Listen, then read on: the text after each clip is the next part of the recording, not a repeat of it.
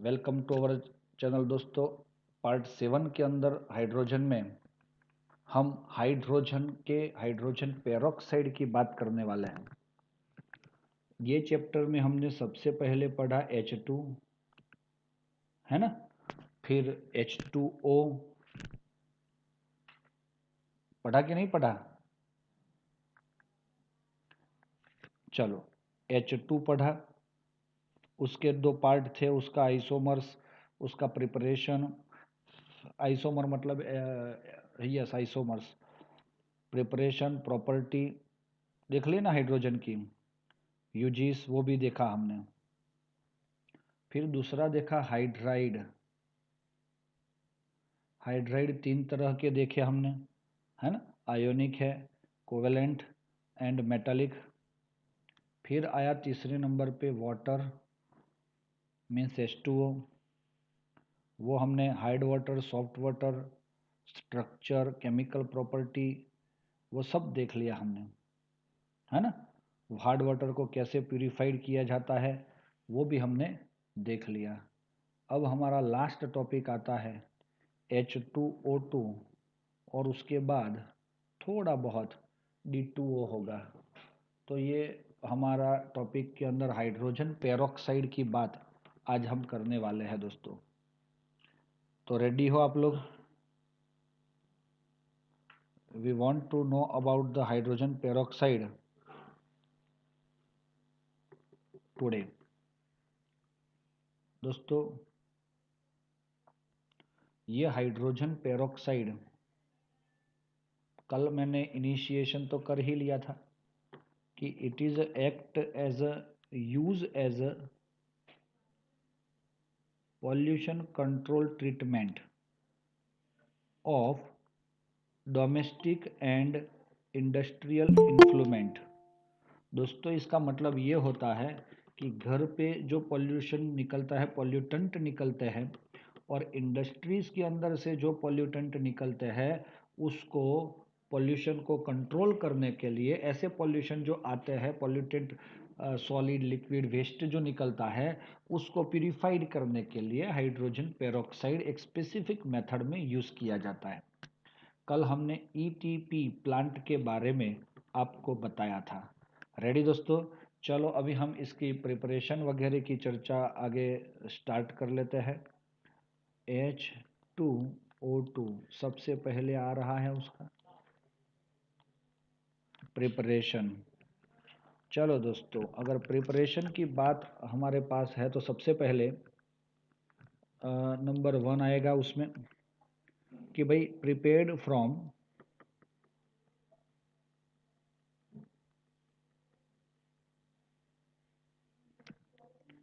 Yes, यहाँ पे एक वर्ड भी ऐसा लिखा है, बाय एसिडिफाइंग,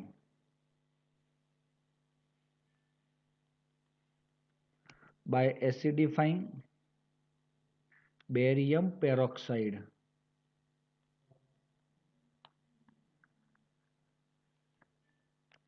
दोस्तों, ये एसिडिफाइड बेरियम पेरोक्साइड का मतलब क्या होता है? BaO2। अब आपको क्वेश्चन होगा, बेरियम पेरोक्साइड का फॉर्मूला ये BaO2 क्यों हुआ? दोस्तों, बेरियम जो है वो सेकेंड ग्रुप का एलिमेंट है, so it can make a +2 oxidation charge and oxygen make a -2 oxidation charge. So barium oxide, it is called oxide, okay, क्योंकि ये -2 है। लेकिन बेरियम के साथ -1 वाला ऑक्सीजन अगर जुड़ जाता है तो हमारा बन जाता है BaO2 पर ऑक्साइड, बेरियम पेरोक्साइड। तो दोस्तों, आपको समझ में आया कुछ मैं क्या बताना चाहता हूँ आपको? तो इसीलिए ये बेरियम पेरोक्साइड जो है उसको एसिडिफाइड किया जाता है। यस, 5H2O ऐसे उसके साथ जुड़ा हुआ आता है कि ये क्रिस्टल वाटर है, ये सॉलिड फॉर्म में होता है, total molecule acidified with H2SO4 aqueous. तो व्हाट हैपन दोस्तों, Here, this Ba plus 2 and O minus 1, H plus 1 and SO4 minus 2. So we get BaSO4, barium plus 2 SO4 minus 2. So it is called barium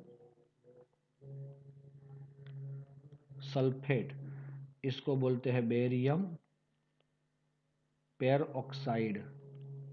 चलो, और ये है sulphuric acid, सबको पता है।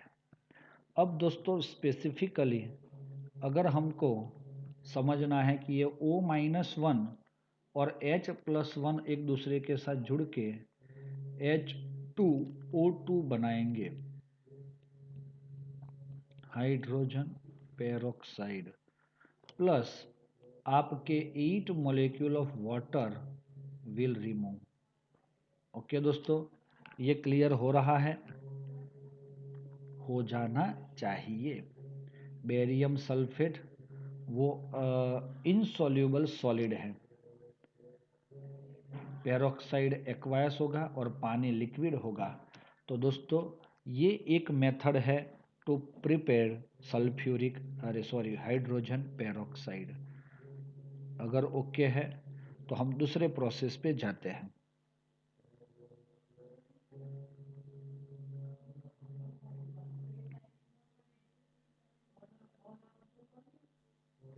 दोस्तों अब दूसरा है फ्रॉम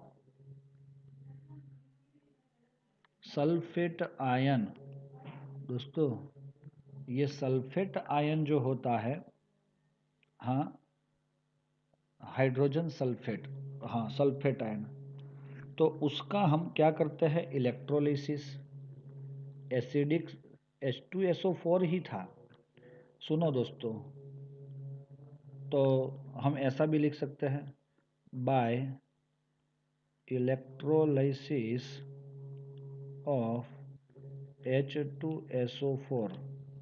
अगर हम H2SO4 का इलेक्ट्रोलिसिस करना चाहते हैं तो क्या होगा, फ्रॉम H2SO4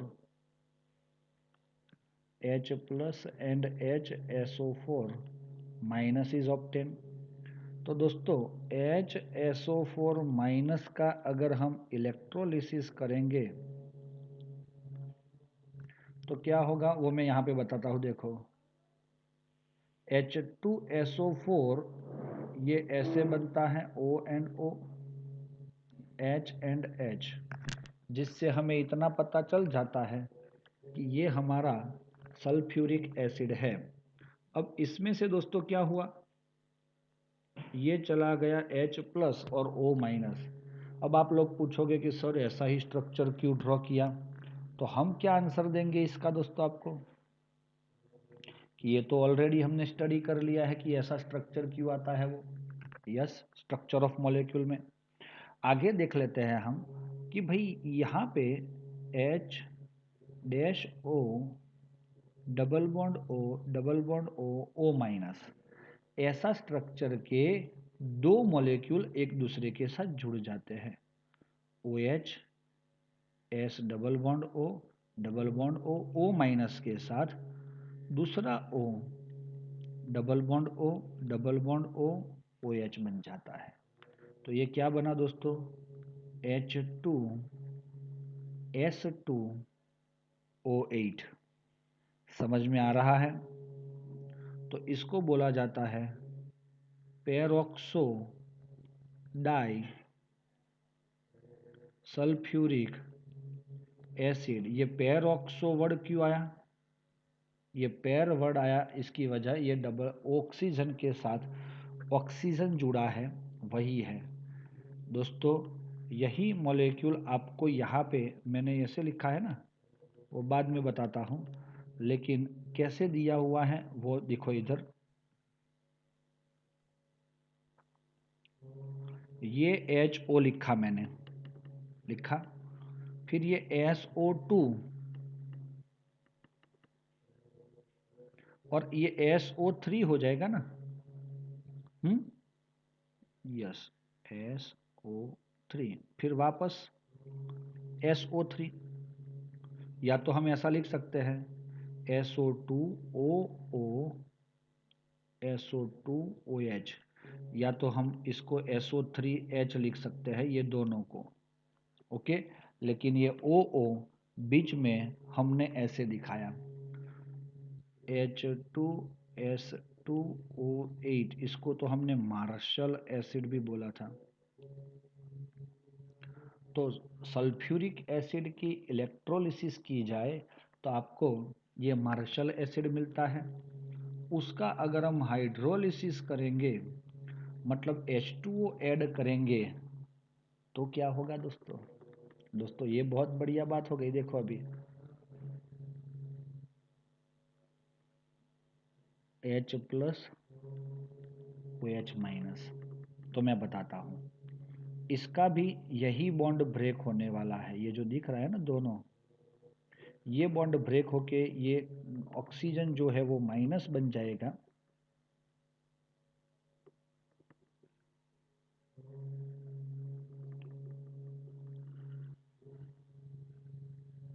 और ये ऑक्सीजन माइनस बनेगा, ये सल्फर प्लस और सल्फर प्लस। तो एक चीज तो पता चल गई, यहाँ पे 2 molecule of H2O is used, so 2 mole of H plus and 2 mole of OH minus is attached. So what happen, O minus के साथ H और O minus के साथ H, and you got H2O2 plus ये जो OH minus है वो दो OH माइनस दो S प्लस के साथ जुड़ जाएंगे, तो वो बन जाएंगे H2SO4। दोस्तों कुछ नहीं हुआ, हमें मिल गया हमारा हाइड्रोजन पेरोक्साइड। कुछ समझ में आया दोस्तों?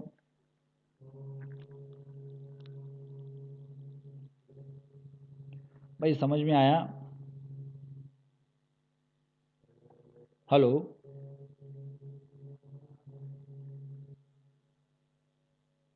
बच्चों समझ में आया आपको?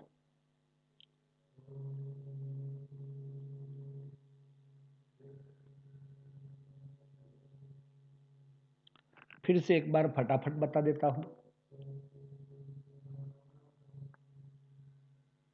देखो फिर से एक बार अच्छे से समझ लो। हमने सल्फ्यूरिक एसिड का इलेक्ट्रोलिसिस करना चाहा। सर आप इलेक्ट्रोलिसिस बोले लेकिन इलेक्ट्रोलिसिस ड्रॉ तो नहीं किया। लो यार आप लोग क्या हो यार। चलो ड्रॉ कर लिया, रेडी। इसके अंदर मैंने एसिडिक मतलब सल्फ्यूरिक एसिड सबसे ज़्यादा लिया, तो H plus and HSO4 minus बनेगा। ये एनोड है और ये कैथोड है, ये माइनस है और ये प्लस है और ये माइनस है। HSO4 is goes to anode, वहाँ पे वो ऑक्सीडाइज होता है। तो ये माइनस था ना, तो उसने 2 इलेक्ट्रॉन रिलीज किए, हम वो भूल गए कि इसने 2 इलेक्ट्रॉन यहाँ से रिलीज कर लिए। वही 2 इलेक्ट्रॉन ये हाइड्रोजन गेन करके H2 बन के निकल जाता है। तो दोस्तों ये hydrogen sulphate from sulphuric acid is electrolyse and convert into this. Sulphuric acid के ऐसे दो मॉलिक्यूल देखो, एक यही मॉलिक्यूल है, वही दूसरा इसके साथ जहाँ पे ये O माइनस है उसके साथ दूसरा मॉलिक्यूल का O माइनस जुड़ के पूरी चेन बन जाती है और ये आपको मिला, जिसका नाम है दोस्तों H2S2O8 मार्शल एसिड। और एक दूसरा भी नाम है, और ये वेरी इंपॉर्टेंट है, भले ही आपको ये रिएक्शन आए ना आए, इसका नाम याद रखना ज़रूरी है। और हमने इसका ऑक्सीडेशन नंबर जब सल्फर का फाइंड किया था तो हमें +6 मिल रहा था, इसीलिए ये इतना ही इम्पोर्टेंट है।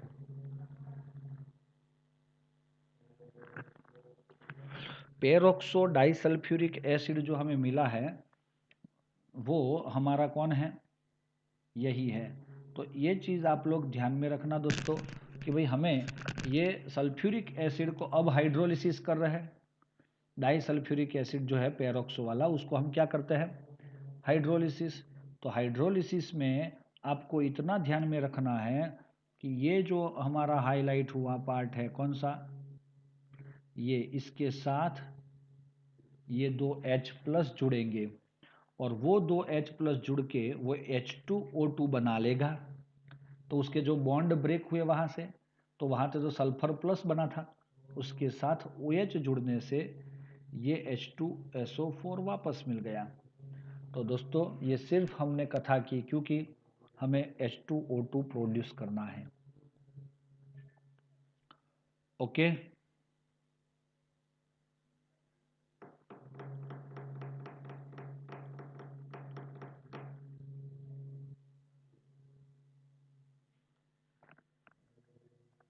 देखो इधर स्क्रीनशॉट ले लिया होगा आप सबने। ऐसा मान लेते हैं हम HOS double bond O double bond O minus. अभी मैंने सीधा आपको बोला होता कि HSO4 माइनस है, वो डबल हो जाएगा और ये बन जाएगा, तो आप लोगों को मजा आ जाता है, ऐसा लग रहा है। HSO3 ये हो गया, फिर OSO3H, ये ऐसा बना है आपका। 2 मॉलिक्यूल हुए, इलेक्ट्रोलिसिस -2 इलेक्ट्रॉन होगा। फिर आपने हाइड्रोलिसिस किया, 2 मॉलिक्यूल ऑफ वाटर यूज हुआ, तो एक बन गया H2O2 और दूसरा बन गया H2SO4। ये बॉन्ड यहाँ से ब्रेक होके ये आपका पेरोक्साइड ही रहा है। तो ये मैंने दोबारा आपको समझाया, ये हमारा हाइड्रोजन पेरोक्साइड मिल गया। अब आपको समझ में आ गया होगा शायद। ओके,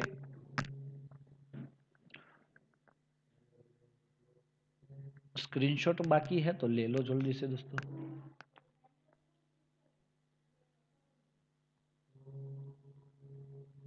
और ऐसे ये रिएक्शंस को आज ही प्रिपेयर नहीं करोगे तो आप कंफ्यूज ज़्यादा हो जाओगे। और जो लिखा है ना, सीधा सा रिएक्शन भी आता है और उसके अंदर बॉन्ड कैसे टूटता फूटता जुड़ता है वो भी आ जाता है। चलो आगे जा रहे हैं। ऑप्शन नंबर 3, मतलब रिएक्शन नंबर 3, कि भाई हम इंडस्ट्रियली अगर प्रोडक्शन करना चाहते हैं, तो ऑटो ऑक्सीडेशन ऑफ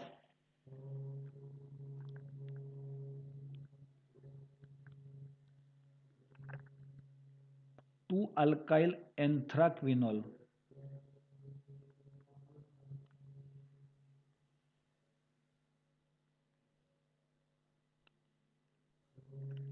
2-अल्काइल एंथ्राक्विनोल ये हमें मिलता है। तो दोस्तों ये क्या है 2-अल्काइल एंथ्राक्विनोल, तो मैं आपको ये तो बता तो नहीं सकता। एंथ्राक्विनोल, तो देखो दोस्तों मैं ट्राई करता हूँ। चलो इसका नाम बोलो जो जल्दी से। What is the name of this compound? It is your 6 carbon वाला cyclic compound, it is a cyclohexane. ये है आपका बेंजीन, फ्यूचर में पढ़ोगे। चलो इसका आपको कोई मतलब वो नहीं है, इसीलिए आपको अभी इसके अंदर नहीं जाना चाहिए। ये एंथ्रेसिन है, हम जो स्मेलिंग के लिए जो गोली यूज़ करते हैं वो है ये। फिर 1 नंबर ये है, 2 नंबर ये है, 2 पे अल्काइल है मतलब यहाँ पे R लिखा। एंथ्राक्विनोल, तो यहाँ पे हमने डबल बॉन्ड से O लिख लिया, तो एक विनोल हो जाएगा। तो दोस्तों ऐसा स्ट्रक्चर हमारा होता है किस चीज़ का? हाँ, एंथ्राक्विनोल का। अभी आपको इसके अंदर पढ़ना नहीं है। चलो इसका रिएक्शन हम करते हैं दोस्तों किसके साथ? अच्छा, जाती ही रिएक्शन है यहाँ पे, तो चलो देख सकते हो आप लोग।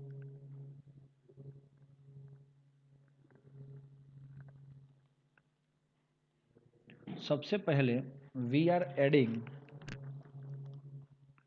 O2 air, we are passing air from this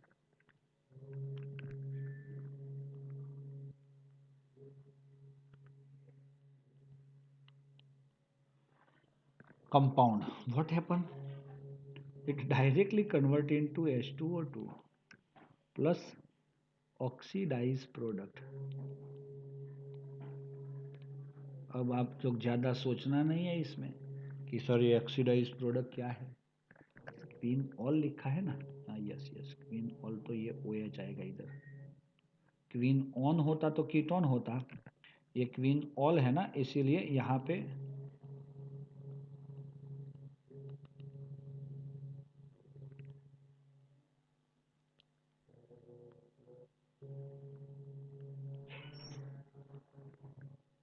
OH मिलेगा हमें।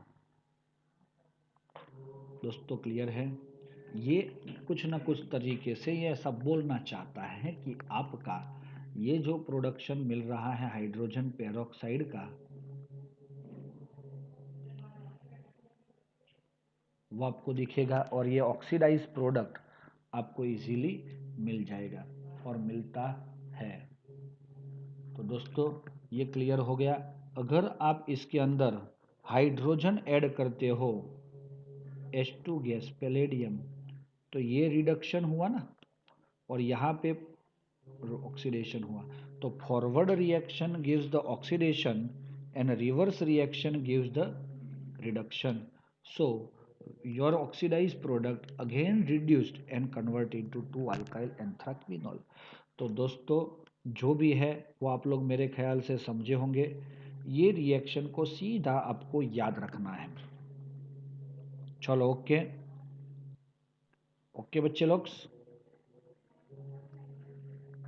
चलो अभी हम आपको इसके अंदर थोड़ा सा मैं हाईलाइट दिखा देता हूँ क्या कौन सी चीज़ है।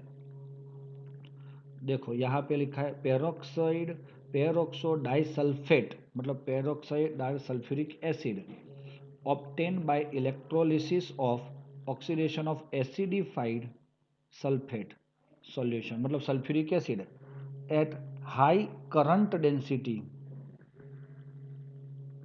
उसकी डेंसिटी ज़्यादा हो तब की, on hydrolysis yield hydrogen peroxide. पहले में इलेक्ट्रोलिसिस और दूसरे में हाइड्रोलिसिस हमें करना होगा, और this method is now used for the laboratory preparation of D2O2। ये क्या है D2O2? It is also hydrogen peroxide. क्यों भाई हाइड्रोजन पेरोक्साइड ही है ये?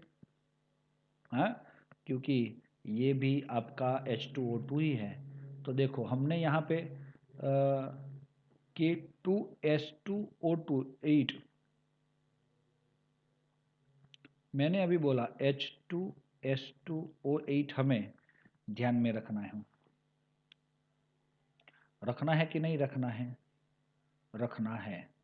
तो अभी हम क्या करेंगे, इसमें से हाइड्रोजन निकल के सॉल्ट बना लिया है, और इसी तरह से इसका D+ और OD- जुड़ के किसके साथ जुड़ेगा? ये ऑक्सीजन के साथ जुड़ के सिमिलर रिएक्शन करके आपको D2O2 देता है। ये सिर्फ आपको समझना है, अंडरस्टैंड करना है। चलो ये यहाँ तक ये रिएक्शन हो गया। In the case of 1% H2O2 is form, अगर आपको H2O2 कितना परसेंट बनाना है? 1%, it is extracted with water and concentrate to 30% by mass by distillation under reduce process। दोस्तों ऐसा करके हमें 1% H2O2 मिलता है, बाकी का 99% क्या होगा? वाटर। कुछ समझ में आया? H2O2 जो मिला हमें वो 1% जितना ही मिलता है। अब इसको हम क्या करते हैं? डिस्टिल्ड, तो क्या निकल जाएगा? पानी। तो हम पानी कम करते हैं तो H2O2 कितना हो जाता है? 30%। भाई कुछ समझ में आ रहा है? इसका कहने का मतलब क्या हुआ? पानी को डिस्टिल किया तो पानी कम होने लगा। जैसे जैसे आपके सॉल्यूशन में से पानी कम होने लगा वैसे वैसे H2O2 का कंसंट्रेशन कंपैरेटिवली वाटर बढ़ने लगा, और वो 1% से कब तक ले गया हम? यस 30%। और अगर हम थोड़ा सा और देखो, अंडर रिड्यूस प्रेशर के अंदर डिस्टिल करेंगे तो 30%। फर्दर कंसंट्रेशन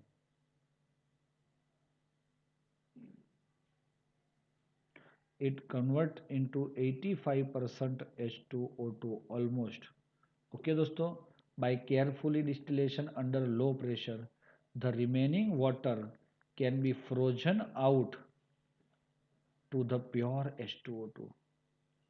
अच्छा, 15% वाटर तो पड़ा ही है ना, तो इसको हम क्या करेंगे, फ्रोजन H2O आइस के फॉर्म में, तो वो जल्दी से फ्रोजन हो जाएगा और ये ऑलमोस्ट 100% H2O2 आपको मिल जाएगा।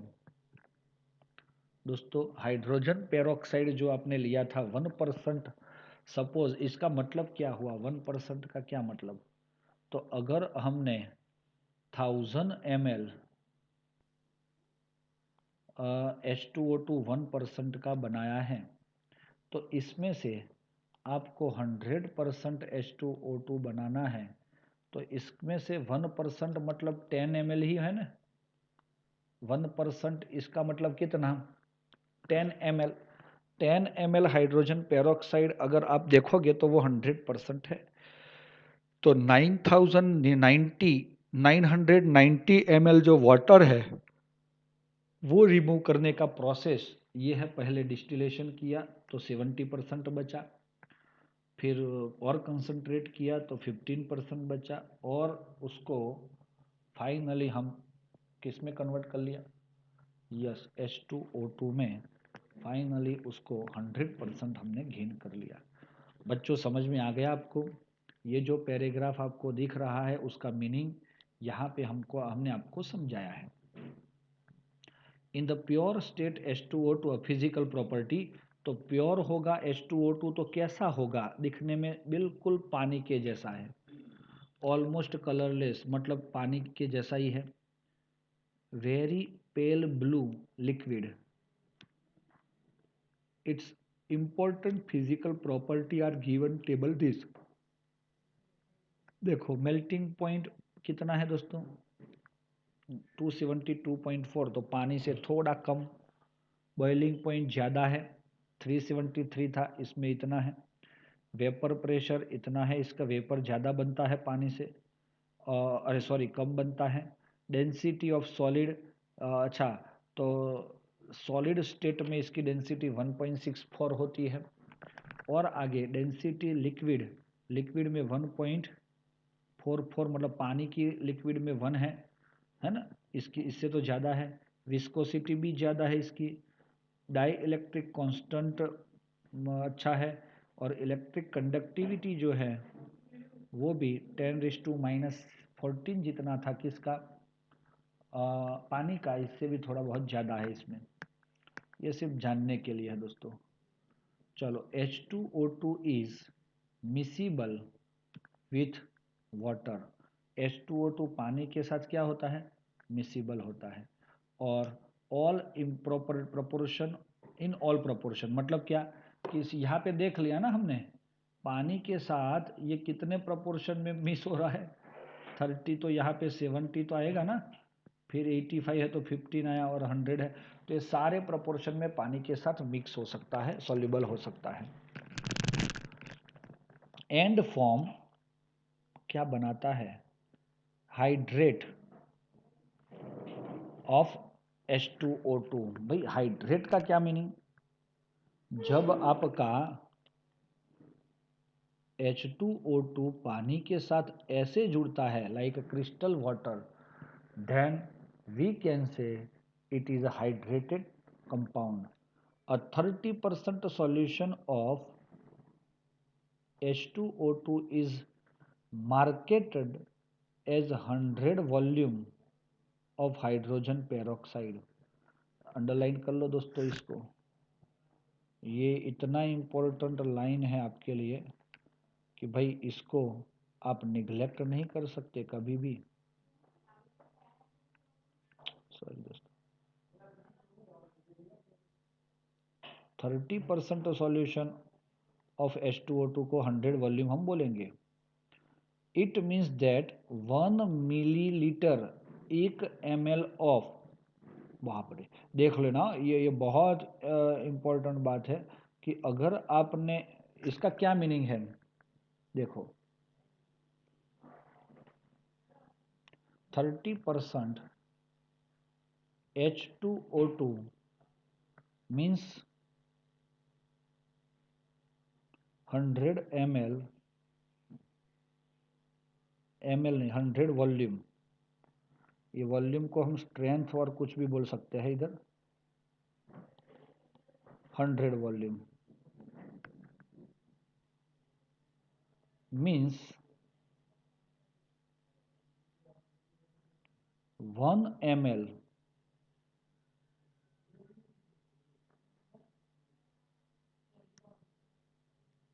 Of 30% H2O2। अगर आपके पास 30% H2O2 की बोतल है, ये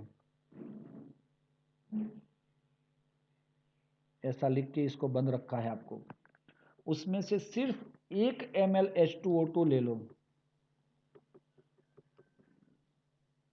solution gives 100 ml of O2 at STP। 30% 100 volume का मतलब क्या कि उसमें से 1 ml ले लिया तो वो 100 ml ऑक्सीजन दे सकता है, ऐसा बात हो गई। तो commercially marketed sample is 10 volume. देखो 100 वॉल्यूम मतलब 30%। अगर मार्केट में आपको 10 वॉल्यूम ऐसा लिख के H2O2 दिया तो ये क्या हो जाएगा 3% H2O2। यस और नॉट? Sample contain 3% H2O2। इसका क्या मीनिंग कि अगर ये सॉल्यूशन में से 3% वाले में से 1 ml लिया आपने H2O2 gives 10 ml O2 at STP। तो दोस्तों ये आपके लिए समझने वाली बात है।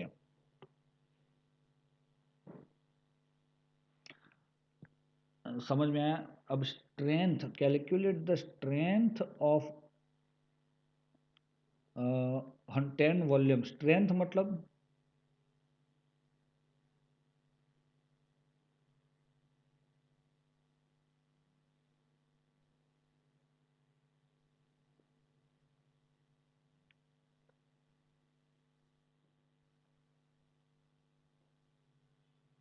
क्या डाउट है भाई?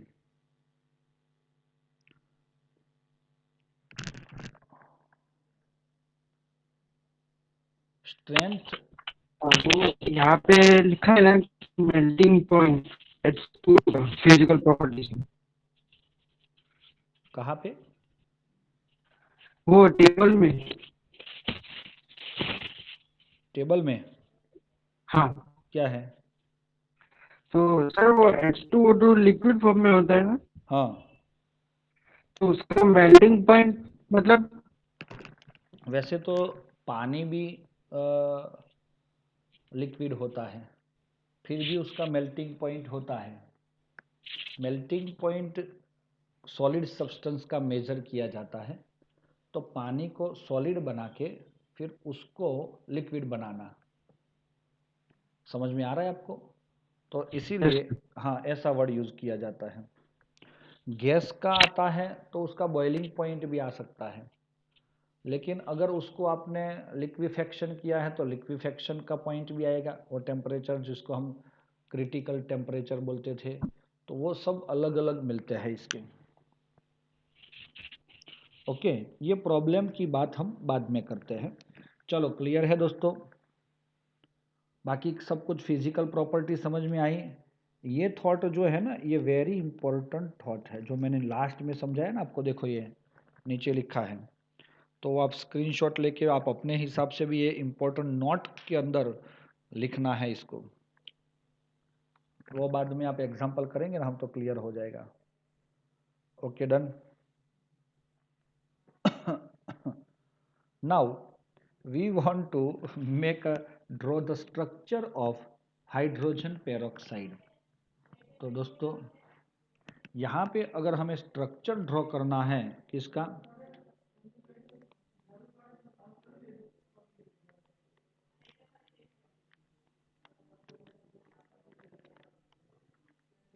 तो हम क्या करेंगे sir, H O O H, लेकिन दोस्तों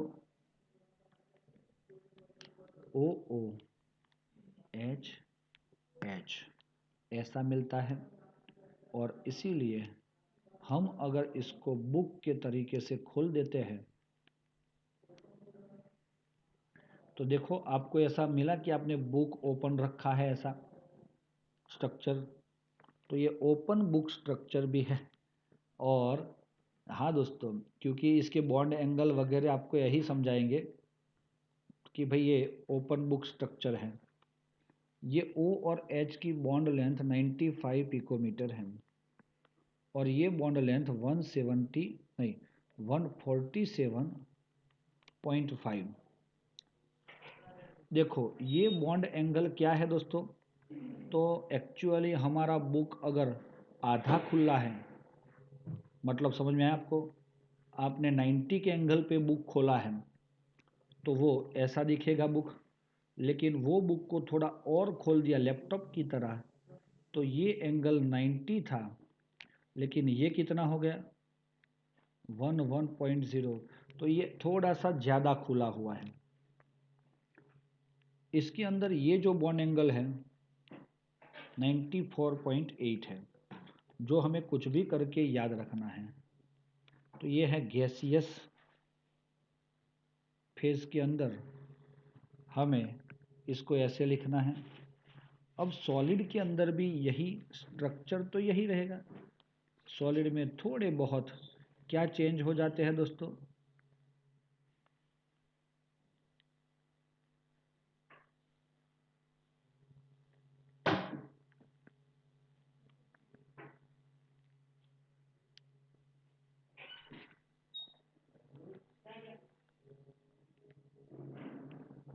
तो आप देख सकते हैं इधर ये ऐसा है। तो दोस्तों यहाँ पे बिल्कुल 90.2 डिग्री जितना आपको एंगल मिला, मतलब ये बुक जो था गैस में थोड़ा सा खुला था, लेकिन लिक्विड में, सॉरी सॉलिड में वो कैसा हो गया, थोड़ा सा बंद हो गया। 19.2 डिग्री हमें मिल रहा है। तो ये थोड़ा सा बढ़ गया अंदर वाला। बाकी हमारा जो ये बॉन्ड लेंथ है 145.8 और 98.8 पिकोमीटर हमें मिलता जुलता है।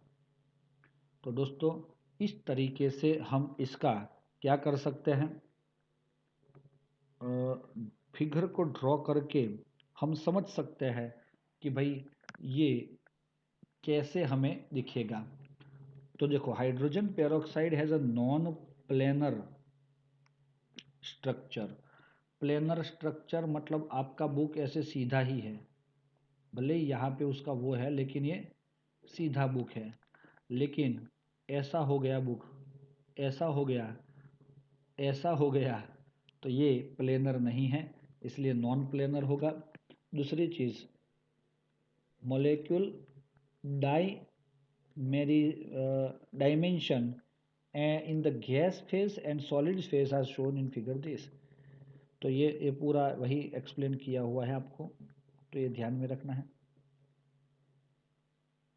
अच्छा ये सॉलिड है तो कौन से टेम्परेचर पे है, 110, बहुत कम टेम्परेचर पे। अब यहाँ पे एक वर्ड आता है it chemical property.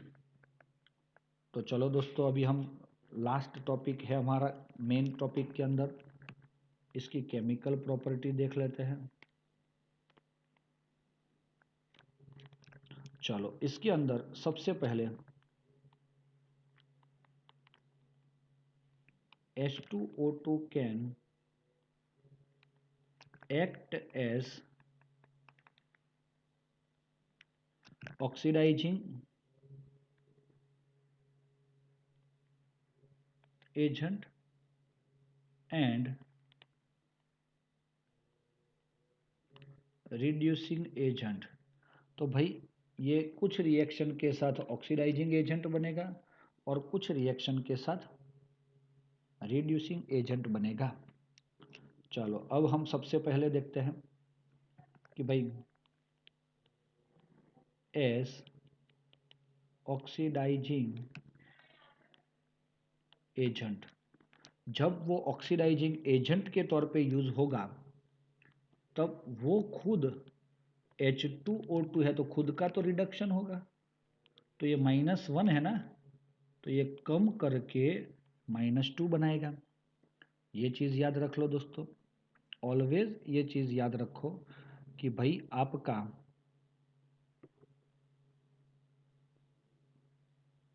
Oxidising agent बनता है तो ये कैसा होगा, वो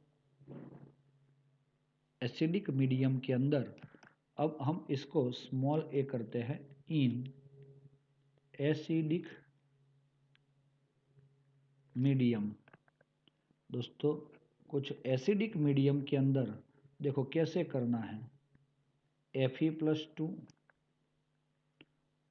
एसिडिक मीडियम है तो हमने क्या ले लिया, H+, किसके साथ रिएक्ट कर रहा है, तो सर H2O2 के साथ। अब ये ऑक्सीडाइजिंग एजेंट के तौर पे अगर यूज होता है तो it can convert Fe+2 to Fe+3 and this hydrogen and oxygen converting to H2O2, 2H plus कर लेंगे और 2H2O कर लेंगे तो मेरे ख्याल से सारी चीज़ यहाँ पे हमारी बैलेंस हो सकती है। हुई है दोस्तों, मुझे नहीं लग रहा है। अगर 2 मोल कर रहे हैं इसको तो 2 मोल कर लेंगे, तो देखो Fe का ऑक्सीडेशन नंबर +2 था, इसका +3 है, तो H2O2 ने Fe+2 को Fe+3 में कन्वर्ट किया, तो H2O2 is act as oxidising agent, और उसका ऑक्सीडेशन नंबर -1 था और ये -2 बन गया, तो उसका तो रिडक्शन हो गया। सो ये हमारा पहला पड़ाव होगा जिसके अंदर हम देख सकते हैं। दूसरा एग्जाम्पल है कि भाई PbS प्लस H2O2 सीधा, तो हमें क्या मिल रहा है,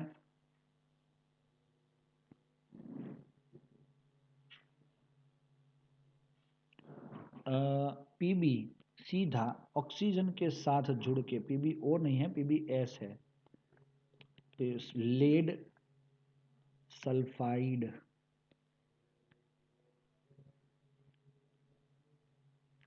तो ये PbSO4 में कन्वर्ट हो जाता है? तो वो किस में कन्वर्ट होगा, H2O, उसको H2O में ही कन्वर्ट होना पड़ेगा। तो चलो दोस्तों क्या रिमूव हुआ, यहाँ से 4 ऑक्सीजन इसने ले लिए, 4H2O कर लेंगे तो 4H2O2 हो जाएगा, तो 4H2O2 में से 4H2O रिमूव हो जाएंगे। तो दोस्तों आपने देखा Pb का तो खुद का +2 है और यहाँ पे भी +2 है, लेकिन सल्फाइड का -2 था, वो +6 बना, तो इसका ऑक्सीडेशन किया, खुद का -1 में से -2 बना के उसका रिडक्शन किया। दोस्तों ये हो गया एसिडिक मीडियम में your H2O2 is act as what, oxidising agent. In basic medium, in basic medium what happen, yes, so here we can use Fe+2। अगर बेसिक मीडियम है तो सीधा सा, सॉरी निकालना पड़ेगा इसको,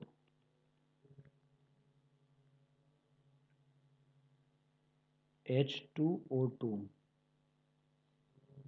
तो सीधा Fe convert into Fe+3 and your H2O2 is convert into OH-।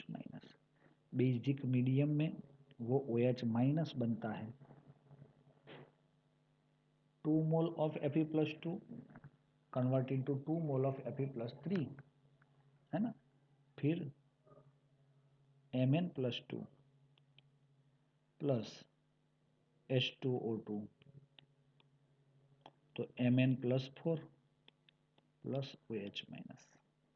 तो इसको तो बैलेंस कर लेंगे, 2OH माइनस 2OH माइनस। तो दोस्तों ये ऑक्सीडाइजिंग एजेंट होना मतलब आपने देखा कि ये +2 में से +4 बनाता है और उसका खुद का रिडक्शन होता है। ये हमें रिएक्शंस को याद रखना है। ये क्वेश्चन आपका इम्पोर्टेंट क्वेश्चन में हो सकता है। Take a screenshot and write okay दोस्तों।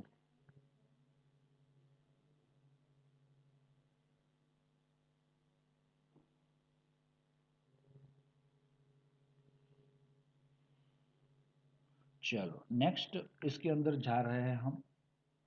भाई हमारा दूसरा उसका पहलू है कौन सा वाला, थोड़ा सा कि भाई number 2 act as reducing agent, और उसके अंदर पहला आएगा in acidic medium, in acidic medium. तो दोस्तों MnO4 माइनस उसको तो पहचानते हो आप, it is your KMnO4। Acidic medium में हाइड्रोजन पेरोक्साइड के साथ अगर रिएक्शन करेगा तो उसका ऑक्सीडेशन नंबर +7 से कम होके +2 बनता है, Mn+2। और वो खुद का ये -1 है तो उसका तो खुद का ऑक्सीडेशन होना चाहिए। तो वो H2O2 में से H2O तो निकालेगा लेकिन O2 फाइनली रिमूव होगा। क्यों O2 रिमूव हुआ? क्योंकि भाई उसका तो ऑक्सीडेशन करना है ना, हमें इधर H2O तो इसका हाइड्रोलिसिस होके मिल रहा है, यही सोच के इसको आगे बढ़ाना है। दोस्तों 2MnO4 2Mn+2, 4 2s are 8 and 10,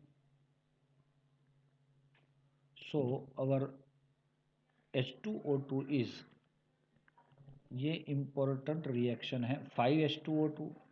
तो 5 2s are 10 एंड 8 18 हो जाएंगे, तो ये 5 है। तो दोस्तों इधर कितना होगा,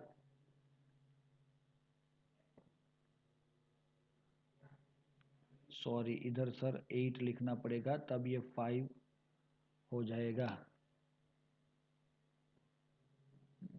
क्योंकि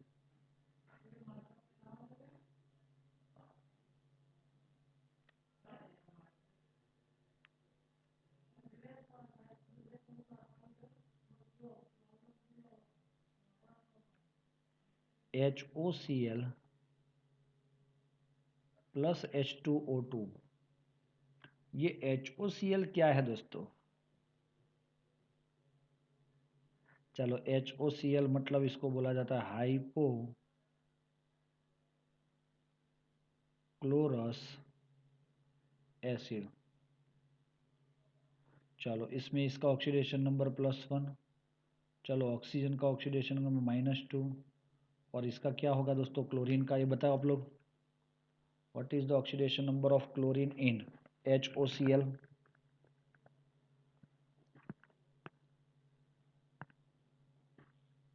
डू जल्दी। तो it is a +1 9, it's a +1। अब दोस्तों ये +1 तो हो गया, अब इसके अंदर क्या हो रहा है कि भाई आपका ये H+ वो पानी के साथ जुड़ के H3O+ बन जाता है, ये H निकल जाएगा इधर से, और यहाँ से Cl- रिमूव होके O2, मतलब ये प्लस वाला जो है वो -1 बना। तो देखो उसका ऑक्सीडेशन नंबर क्या हुआ सर, डिक्रीज हुआ। तो ये रिडक्शन हुआ, किसने किया? तो आपके हाइड्रोजन पेरोक्साइड ने, क्योंकि उसका क्या हुआ ऑक्सीडेशन -1 से 0 हो रहा है।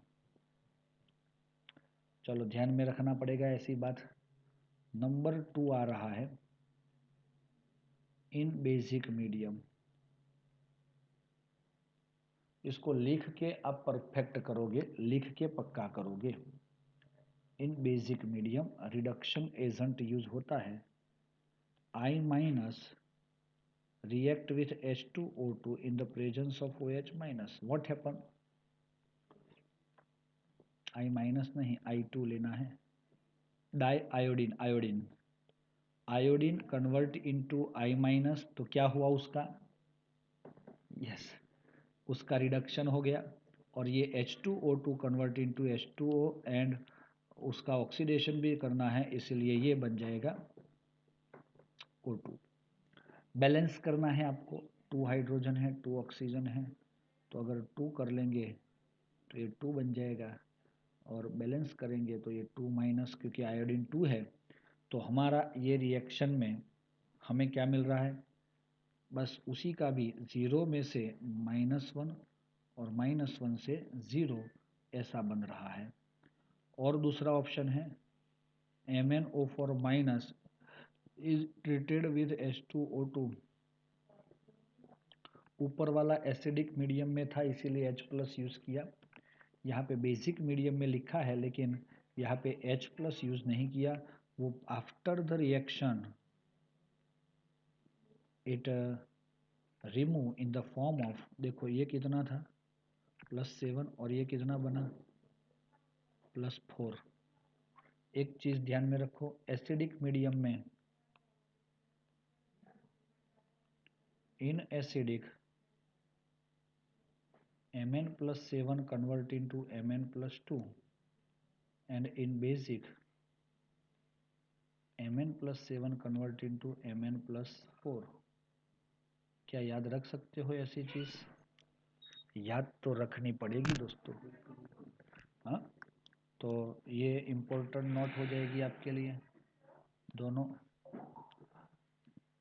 जो आप लोग समझ सकते हो।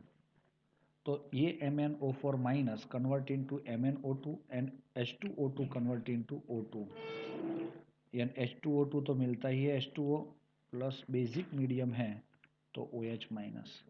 बैलेंसिंग के लिए आप लोग ये याद रखोगे, रिमेंबर करना है इसको, 23 क्या रखोगे 23, तो 2 आ गया और Mn हो गया। अब क्या होगा, हाइड्रोजन कितने हैं, 3 2 जा 6, अगर 6 है तो इसको 2 कर लेते हैं और इसको 2 कर लेते हैं, तो बैलेंस भी हो जाएगा आपका, ये -4 और -1 तो -2 हो गया ना, और ऑक्सीजन बचे हैं वो 3O2 के फॉर्म में रिमूव होंगे दोस्तों।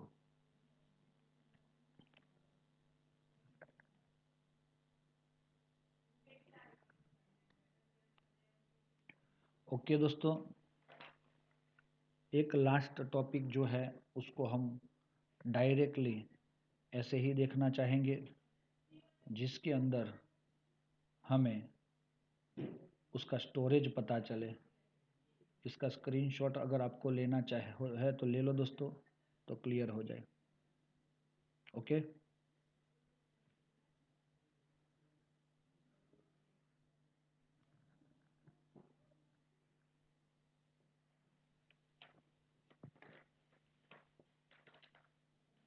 चलो, इसका स्टोरेज की बात करनी है सिर्फ, बाकी का कल देखेंगे हम। H2O2 decompose slowly, H2O2 decompose तो होता है धीरे धीरे, ऑन एक्सपोजर टू लाइट, जैसे जैसे लाइट उसको मिलेगी वैसे वैसे वो डिकम्पोज होता रहेगा, और ये H2O2 की बाटली फाइनली आपको क्या देगी, पानी पानी देगी, और ऑक्सीजन गैस रिमूव हो जाएगा। तो इसीलिए in presence of metal surface और trace of alkali presence in the glass container the above reaction is catalysed. अगर आपने एक बॉटल के अंदर हाइड्रोजन पेरोक्साइड रखने का ट्राई किया है ना, ये मेटल का है बॉटल या तो ग्लास का है, कोई भी बॉटल लिया है, उसके अंदर या तो अल्कली मतलब बेस का ट्रेस अमाउंट होगा, या तो कोई अनदर मेटल भी अंदर थोड़ा बहुत बच गया होगा, तो ये आपके हाइड्रोजन पेरोक्साइड का जो ये रिएक्शन है ना, ये वाला डिकम्पोज होने का ये रिएक्शन को एकदम फास्ट बनाता है, और इसीलिए वो फटाफट से क्या होता है, डिकम्पोज होता है, और इसीलिए it is therefore store in a wax line glass और plastic vessel in a dark. किस में किया जाता है, yes, urea can be added as a stabiliser. अच्छा दोस्तों, ये स्टेबिलाईजर ऐड किया जाता है क्या? कोई पूछेगा तो हमें इसमें क्या ऐड करना है? यूरिया, जो इसको स्टेबल बनाएगा। स्टेबल क्यों बनाना पड़ेगा? वो डिकम्पोज होके ऑक्सीजन और H2O2 में कन्वर्ट ना हो जाए। It is kept away from dust because dust can induce explosive.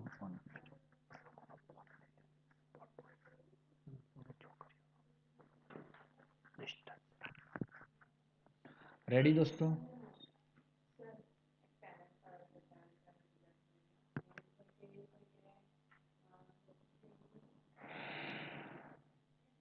of the compound.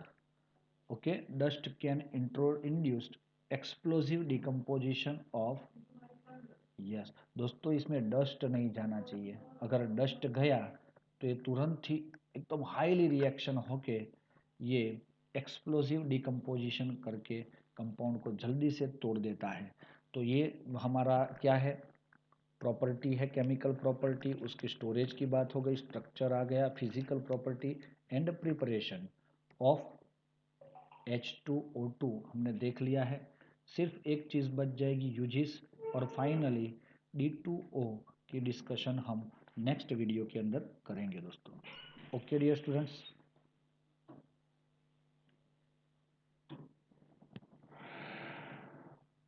Thank you दोस्तों। हेलो।